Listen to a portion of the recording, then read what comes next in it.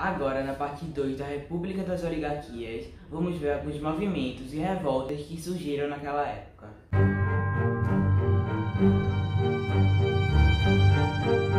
Bem, o surgimento de lideranças religiosas foi um fenômeno comum nas zonas rurais do Brasil.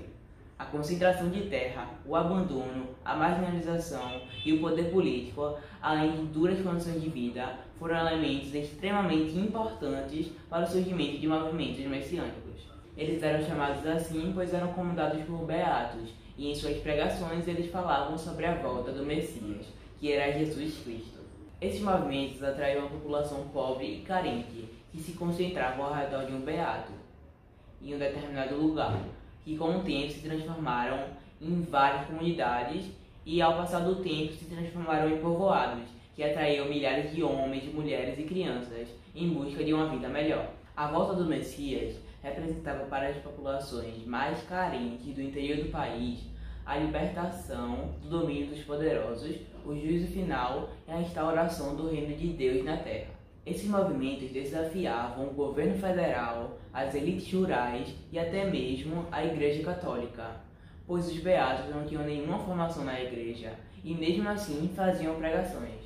Agora vamos falar sobre um importante movimento messiânico, a Guerra de Canudos.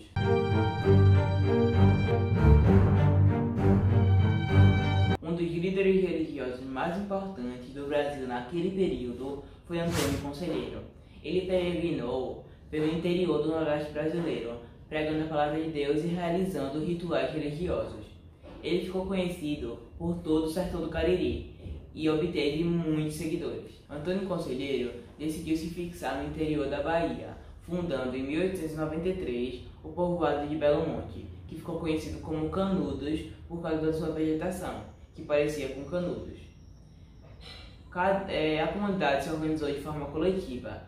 Cada um tinha direito à terra e a construir sua própria moradia. Isso atraiu milhares de sertanejos desesperados. Essa região chegou a contar com cerca de 25 mil habitantes, sendo o segundo maior centro urbano da Bahia. O igualitarismo dessa região ameaçava os interesses das elites rurais, dos coronéis e dos clérigos. A existência de canudos também representava uma ameaça à mão de obra barata explorada nas fazendas e nos engenhos, pois com a criação dessa comunidade, os cidadãos passaram a ter uma alternativa melhor de sobrevivência. Outro motivo para a repressão de Canudos é pelo fato de que essa região não pagava impostos ao governo municipal e estadual. A partir de 1896, o governo brasileiro começou a enviar expedições militares com o objetivo de destruir Canudos, prender e matar Antônio Conselheiro. Foram 3 expedições no total, e a população de Canudos, sem treinamentos e sem recursos, conseguiu resistir às 2 primeiras revoltas. Vocês não têm noção de como eles lutaram. Eles lutavam com o que tinham à disposição: facas de cozinha, toras de madeira, iam pegando as armas dos soldados e assim iam se armando e expulsando as tropas militares. Foi aí que em 1897 o exército brasileiro, depois de várias tentativas frustradas, conseguiu destruir Canudos e mataram Antônio Conselheiro. A cabeça dele foi cortada e levada à Faculdade de Medicina de Salvador, pois para a ciência da época, a loucura, a demência e o fanatismo deveriam estar estampados em seu rosto e crânio. Em 1905, houve um incêndio nessa faculdade, o que destruiu a cabeça de Antônio Conselheiro. Tem até um filme com Celton Mello sobre todo esse evento da Guerra de Canudos, que se chama Guerra de Canudos, que tem até aqui no YouTube e eu recomendo que vocês assistam. Mas agora vamos falar sobre outro movimento messiânico que ocorreu nessa época, a Guerra do Contestado.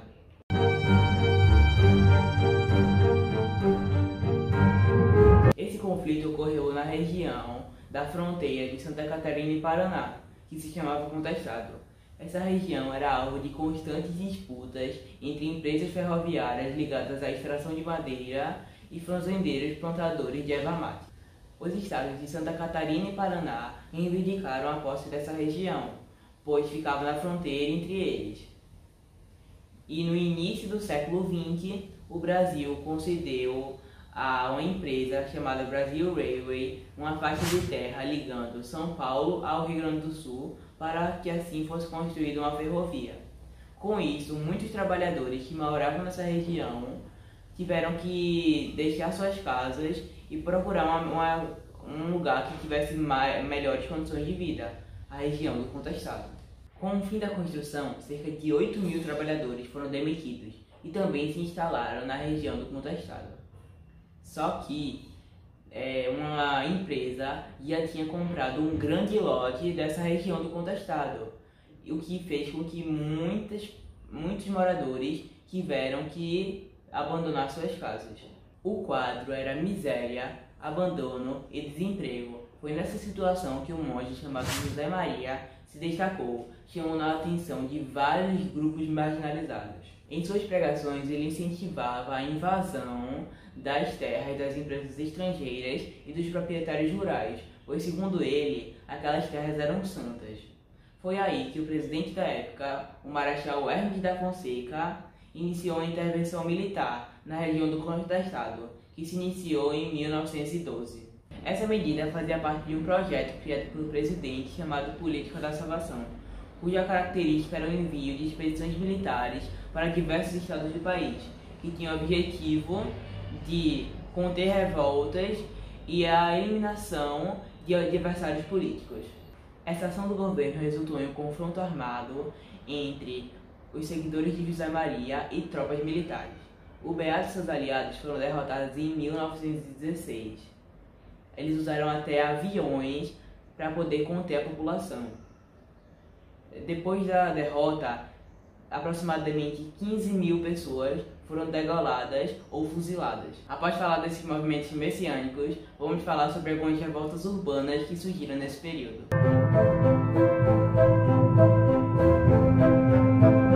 A revolta da vacina ocorreu durante o governo de Rodrigues Alves e foi um movimento social em reação às reformas urbanas e sanitárias que ocorreram no Rio de Janeiro naquele período. Como falei no vídeo anterior, se você não viu, está aparecendo nos cards aqui em cima.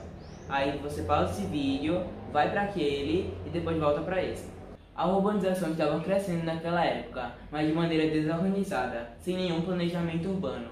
Isso se tornou muito mais caótico com a abolição da escravidão, pois os escravos não tinham para onde ir, então eles se amontoavam nas favelas e cortiços sem nenhuma infraestrutura. A falta de saneamento básico, de higiene e de muitas outras coisas favoreciam a propagação de doenças, de violência e de muitos outros males que afetavam a população mais pobre. O presidente, juntamente com o prefeito Pereira Passos e o médico sanitarista Oswaldo Cruz, desenvolveram estratégias para modernizar a cidade e diminuir os surtos epidêmicos. Uma das propostas era a formação de brigadas sanitárias para o combate a ratos e parasitas transmissores de doenças, e a vacinação obrigatória contra a varíola e febre amarela. O governo também investiu na averiguação dos cortiços para saber quais seriam demolidas.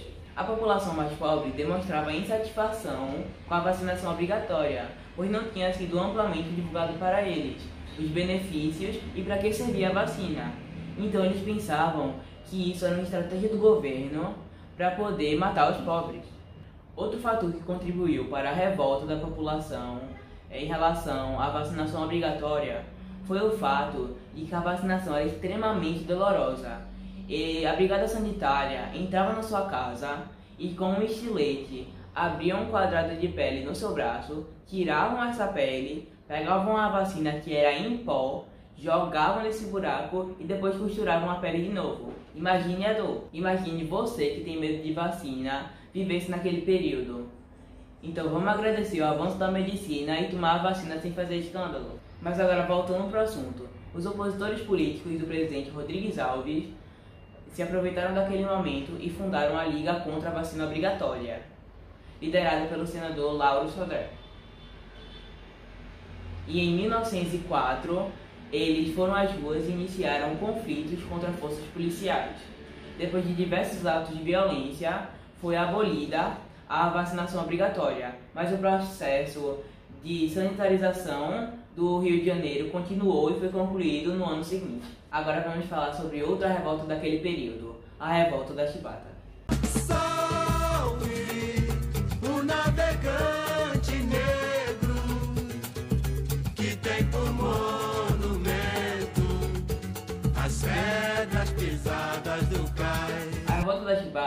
foi um motim que aconteceu no Rio de Janeiro em 1910, que foi organizado pelas forças mais baixas da Marinha Brasileira, ou seja, negros e mestiços. Tudo começou quando um marinheiro chamado Marcelino Rodrigues Menezes tentou entrar no navio Minas Gerais com uma garrafa de cachaça. Ele foi pego e, como castigo, levou 250 chibatadas, pois naquela época não tinham leis trabalhistas e também isso era um resquício da escravidão. Depois de todas essas chibatadas, o marinheiro desmaiou. Foi aí que os marinheiros renderam os oficiais superiores e assumiram o comando do navio. Os revoltosos, chefiados pelo marinheiro João Cândido, que era o navegante negro da música que vocês acabaram de escutar, ameaçaram bombardear a capital, que era o Rio de Janeiro. Então eles enviaram uma carta com suas exigências ao presidente da época, que era o Marechal Hermes da Fonseca. E nessas exigências tinham a extinção das chibatadas, a anistia dos revoltosos e a melhora das condições de salário e de trabalho. Após alguns dias de tensão, o governo decidiu anistiar os revoltosos e extinguir as chibatadas. Mas depois de alguns dias saiu uma determinação dizendo que a Marinha poderia demitir ou transferir os indisciplinados. Muitos deles foram enviados ao Acre, enquanto outros foram presos ou expulsos da corporação militar. Mas o líder, João Cândido, foi preso na Ilha de Cobras e depois foi levado a um hospício, sendo libertado 2 anos depois. Depois disso, não se ouviu mais falar sobre João Cândido, até que alguns anos depois descobriram que ele vinha trabalhando como pescador. Como esse vídeo está muito grande, eu vou ter que fazer a parte 3 desse vídeo, em que vou falar sobre o fim da República das Oligarquias.